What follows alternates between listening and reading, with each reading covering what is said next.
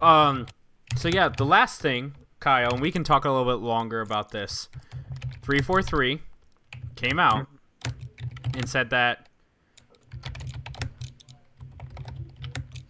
They've said that you can no, take I your was talking about your what? keyboard. Oh, I thought you Da-da-da-da-da-da. wanted me to finish it. No, no, Sorry. no. Anyway, I go ahead. give you a summary. I'm handling like a situation where our washer and dryer are departing from the house, and so Oh, I know you're good. that person was supposed to be here 3 hours ago. Now they're like, I need help carrying it. It's like, well, I'm recording a podcast, so SOL. Anyways, um, 343 uh, allows you. 343 allows you to take your digital copy from your collector's edition and trade it in for a physical copy. Now, how many times, and I'm so happy about this, Seth, how many times have I told you that I wanted this exact situation in the first place, where I just wanted to be able to get a collector's edition with my digital copy? So, like, in instances where I bought Destiny twice, I won't have to do that anymore and have a digital on my console forever copy. What they're doing is just so awesome to me, because it's the people who like to have that physical medium, they still have an option, they still have a choice. And what GameStop gets to do is verify that code to make sure it's still legit, and then they just get to resell it, so, or whatever the retailers might be able to do. I don't know that much Well, in there's no detail. detail yet. Okay, but if I'm assuming that the detail is that there's going to be a system implemented within the retailers where they submit a code, check the code for a verification. Once that verification is sent back, you can then take like a printed receipt or something into GameStop saying that you've forfeited your rights to the code back to Microsoft or back to GameStop or whatever the case may be, and you're now here to redeem your physical copy. No money really lost. I don't think it'll be that probably. easy, actually. I don't. Well, but Sadly. if they sadly, but if 343 was smart about it, they would provide a URL, ask you which retailer you want to go to, have you submit the code to the retailer, and then spit a response back to you that you take to the a coupon per se that you take back to the retailer. You shouldn't drink before you podcast, Kyle. You know, honestly, I'm sober as a bird, so Are all birds sober? no, but they're all high. Ah. I'm just kidding.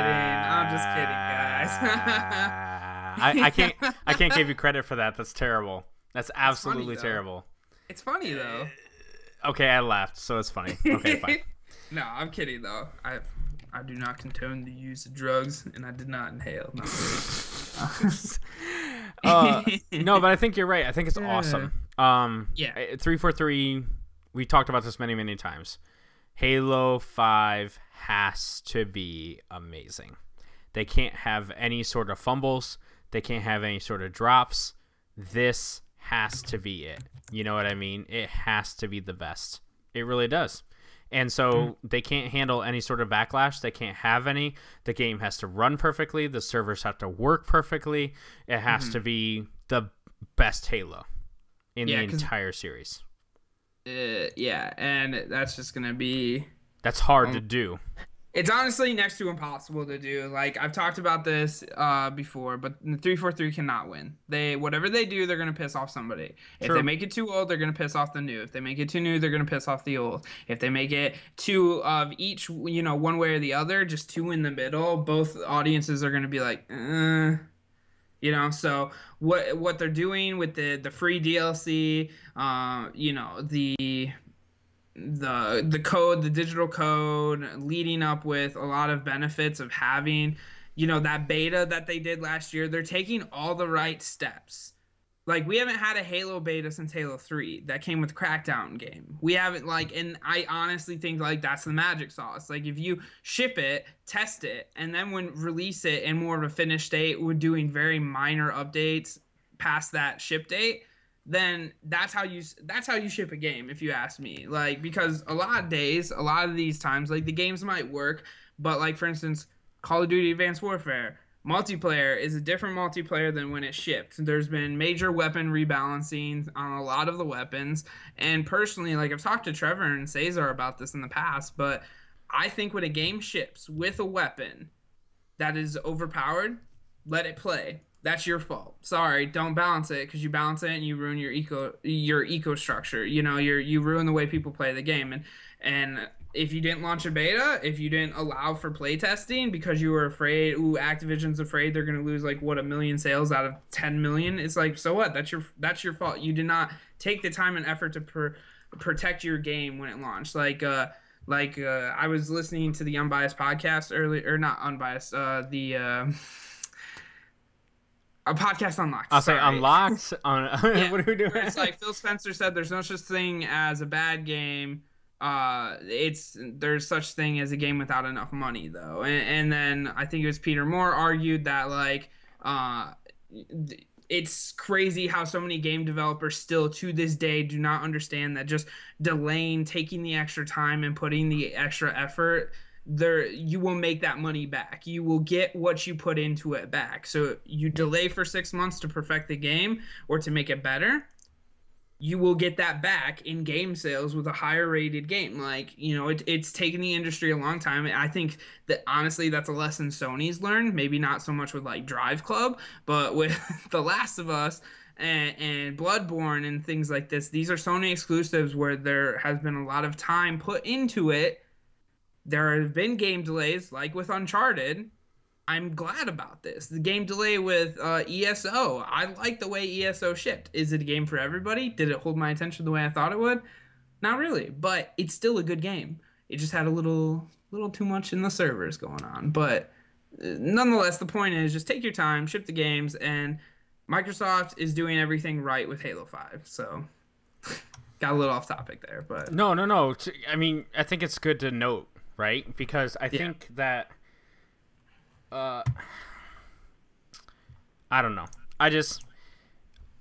Well, let me ask you this, because this is my question.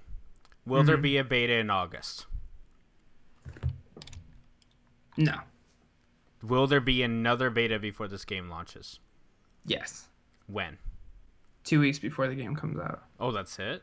Not like a month? Downloadable free beta for all Xbox Live Gold users.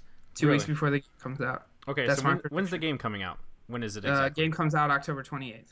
October 28th. Actually, technically, it comes out, I think, the Friday before for people who pre-order the collector's edition. But anyways.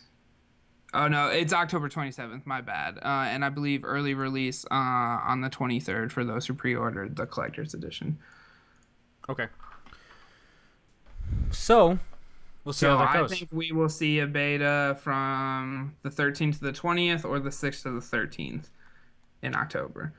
And plain and simple, for the very direct need and aspect of understanding they need to test those servers. If there's anything they learned from the Master Chief Collection, if you do not test those servers, you are in for a lot of trouble. Like, there's no room for because you and I both know, and we've talked about this before, but when you buy Call of Duty and you go to play Call of Duty, servers just work. It just works. You get thrown in a match, and whether you like the match or not, you're still in a match. The same cannot be said about Halo, unfortunately. Launch days are iffy at best. Normally, I take the day off, and I don't get to play till the afternoon. It happens. It's fine. I understand. I get how game releases work. I'm not expecting perfection. But, like I said, do everything you can do to make sure your game ships perfectly. 2-week beta to stress test the servers. I mean, how hard is that to do? You offer 1 map, 2 maps at the most, 2 different game types, free for all Xbox Gold members.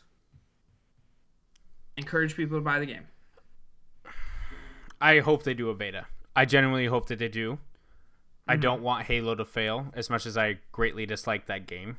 I just don't, because it's like the same idea. Like, I love PlayStation, but I don't want Microsoft to fail. I don't want Nintendo to fail either. Do you know what I mean? Because competition inspires companies to be better and to be awesome, right? Sega came out this week, and their CEO is like, "Oh, we're gonna earn your trust back," and it's like, "Oh, I'm sorry." On what I'm titles sorry. they even have 10 that years I wanna ago? play right now? Oh, they actually have quite a few. Not to mention they own Atlus, who makes Persona. Oh yeah, okay. You had to you had to think it through. Yeah, I don't play those games. So no, but that's the point, right? And they're like, "Oh, we're gonna earn a trust back," and I'm like, You had your chance a long time ago. You literally put Sonic on an altar and killed him, right? And just chopped his head off, right? So I don't know what you're talking about, right? But I encourage Sega to come back, because can you imagine four people in the game again? Can you imagine a Sega system, a PS4, a PlayStation system, an Xbox system, and a Nintendo going at it again? That'd be crazy. It'd be awesome, right? I'd love it, because again, it'll inspire people to think outside the box, right?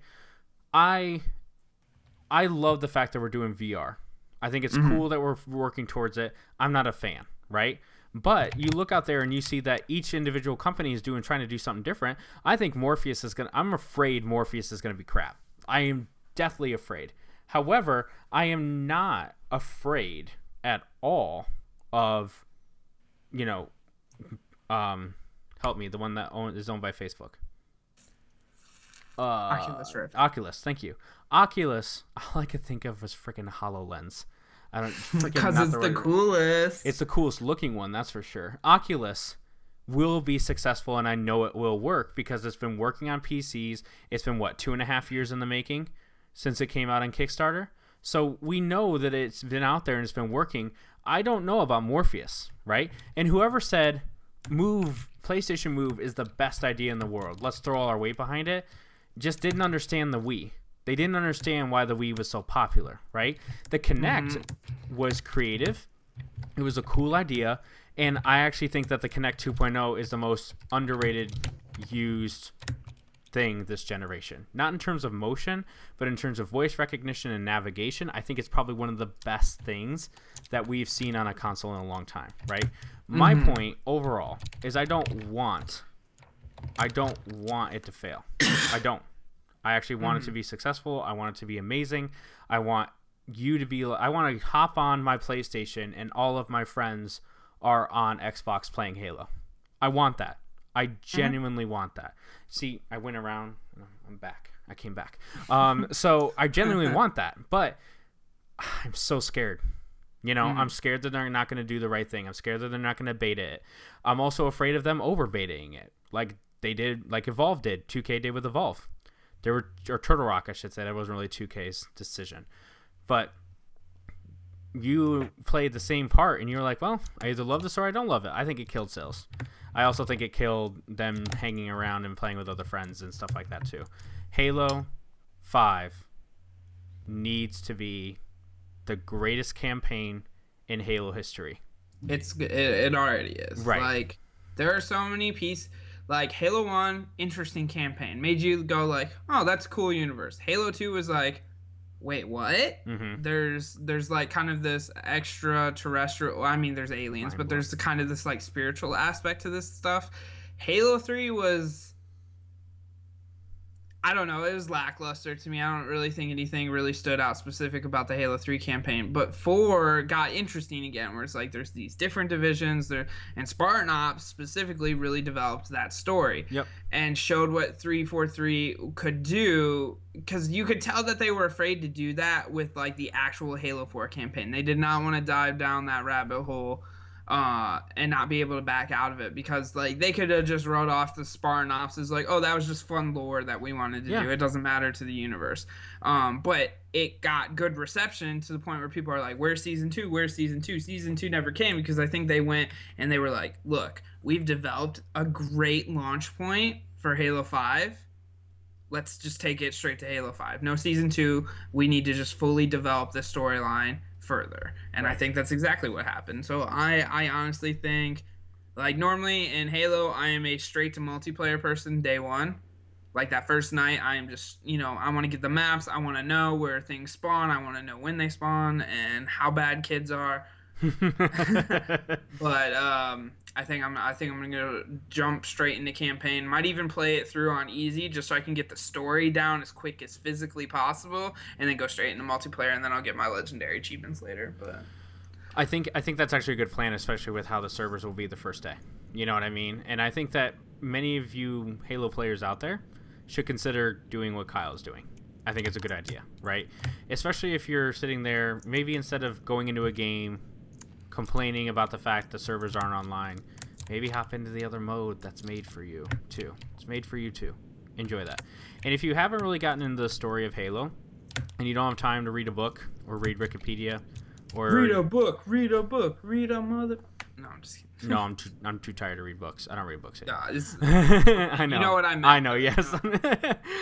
No, I think you should all go get the podcast. It's called Hunt the Truth. You can get it on SoundCloud for you Android people too, along with our podcast. But that is where you guys should really check that out. Because I don't care about Halo lore. I listened to that entire series on my drive up to Michigan, and it was quite enjoyable for the ride. And it gave you kind of a lot of backstory into who Master Chief is, what's going on in 5, what's going to happen in 5. And Season 2 will be released relatively shortly. So we'll see how that goes. If you guys like cereal, it's cereal for Halo. So all good there.